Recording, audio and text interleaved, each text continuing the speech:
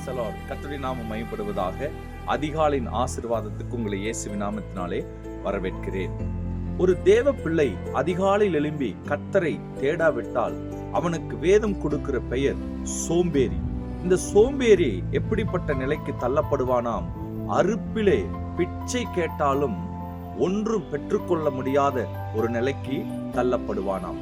நீங்களும் நானும் அதிகாலையில் எழும்பி கர்த்தரை தேடும் போதே நாம் ஆண்டவருடைய ஆசீர்வாதங்களை பெற்றுக்கொள்ள முடியும். எப்போது நாம் கர்த்தரை தேட மறக்கிறோமோ அப்போது சோம்பேறிகளாக மாறி அறுப்பிலே பிச்சை கேட்கிற நிலைக்கு நாம் தள்ளப்பட்டு போவோம். அறுப்பு என்பது என்ன?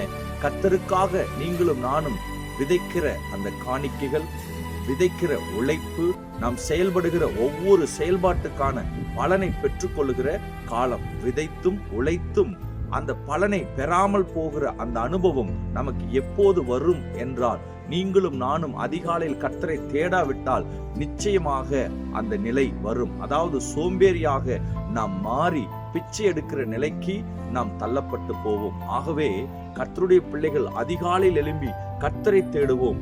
அறுப்பின் அனுபவத்தினால் நிரம்பி அவருடைய ஆசீர்வாதங்களை பெற்றுக்கொண்டு அவர் நாமத்தை மகிமைப்படுத்துவோம். ஆமென்.